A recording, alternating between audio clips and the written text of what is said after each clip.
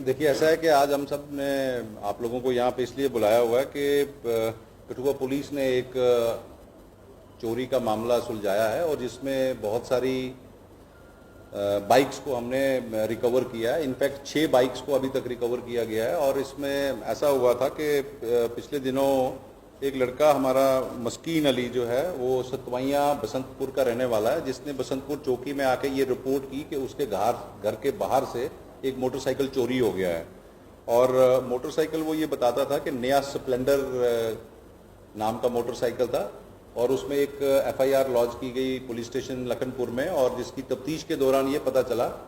कि इसको चोरी जो है एक Mohammad Altaf son of late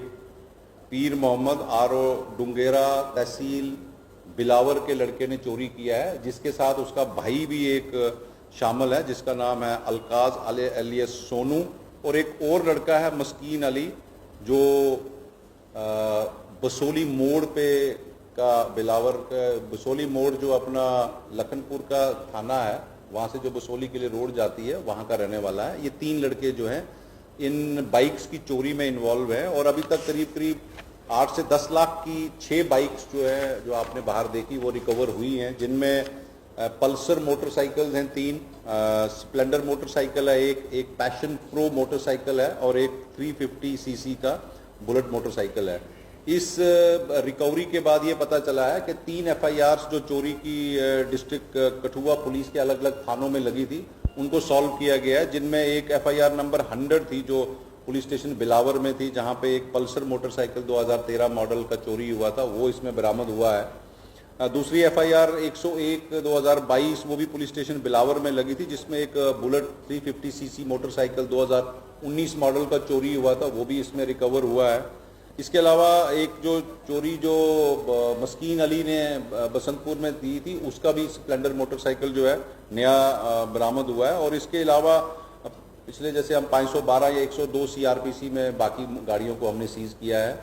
और इसमें इन्वेस्टिगेशन चल रही है। एक लड़के को अरेस्ट किया गया है और बाकी चोरियों का भी इसमें गाड़ियों का जो व्हीकल थेफ्ट है कठुआ का उसमें भी कुछ हमें लीड्स मिल रही हैं। मुझे लगता है कि एक ट्रैक्टर जो है बिलावर साइड से चोरी हुआ था वो भी इसी ग्रुप ने चोरी किया है और उसकी रिकवरी भी जल्द की जाएगी। ड्यूटी से हुई है या बाहर से हुई है? देखिए, ऐसा है कि अलग अलग जगहों से रिकवरीज हुई हैं, उसकी स्पेसिफिक्स जो है वो डिटेल्स इन्वेस्टिगेशन कंप्लीट के बाद देंगे। अभी हम आपके साथ इतना शेयर कर सकते हैं कि 6 गाड़ियां जो इंटरस्टेट एक व्हीकल थेफ्ट गैंग था उसको बस्ट किया गया है और इसमें और भी चीजें सामने आ रही हैं। मुझे लगता है कि इस वक्त हम आपके साथ सिर्फ इतना शेयर कर सकते हैं कि अभी तक कठुआ पुलिस ने 6 बाइक्स को रिकवर किया है। मॉडस ऑपरेंडी तो इनका जो लोगों के घर के बाहर रखी गई थी वहां से चोरी किया जाता था, कहीं कुछ गाड़ियां झाड़ियों में छुपाई जाती थी वहां से रिकवर की गई है, वो डिफरेंट अलग अलग जगहों से रिकवर की गई है। अभी मैं क्योंकि इन्वेस्टिगेशन अभी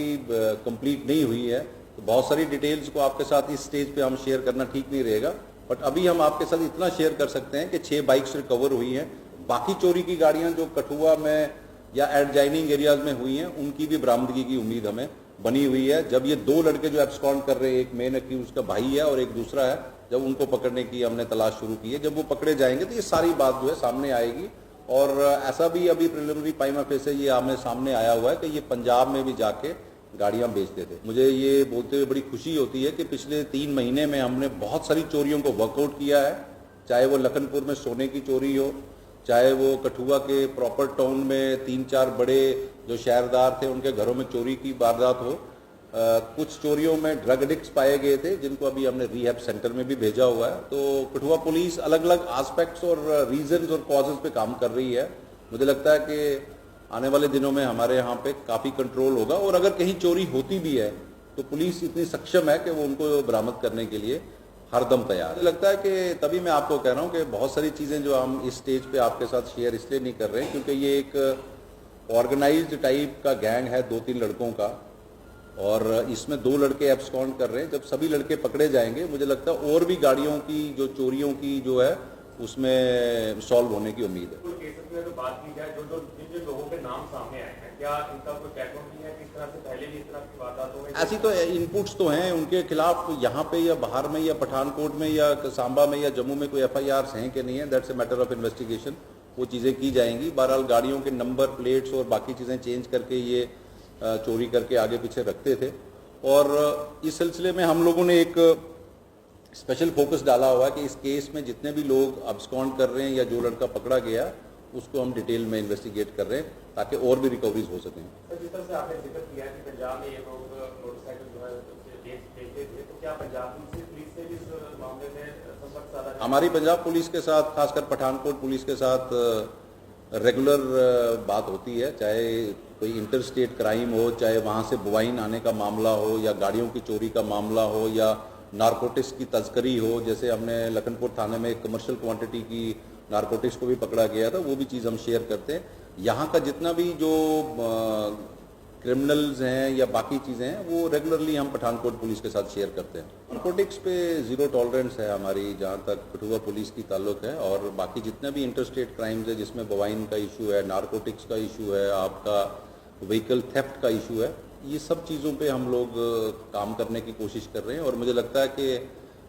ये 6 बाइक्स जो रिकवर की हैं ये अभी शुरुआत है, और भी इसमें आगे हम अच्छा काम करने की कोशिश करेंगे। Disturb area Jammu Kashmir UP में रहते हैं, उससे यहाँ पे काफ़ी एरिया डिस्टर्ब है, और क्या देखते हैं कि इस तरह के जो मिस यूज तो नहीं कहीं बाइक्स का हुआ जैसे पहले? बिल्कुल, मिसयूज़ होने का खतरा तो हमेशा रहता है, तो मिसयूज़ होने का हमेशा खतरा रहता है, लेकिन उसमें इन्वेस्टिगेशन में ये चीज़ जब कंप्लीट होगी उसके बाद ही पता लगेगा कि इसमें इसका क्या क्या पर्पज़ था, क्या ये सिर्फ मॉनेटरी बेनिफिट के लिए करते थे या किस चीज़ के लिए करते थे, या ये मिसयूज़ होने के लिए या कहीं पे और इसकी कोई एंगल है, वो भी इन्वेस्टिगेट किया जाएगा।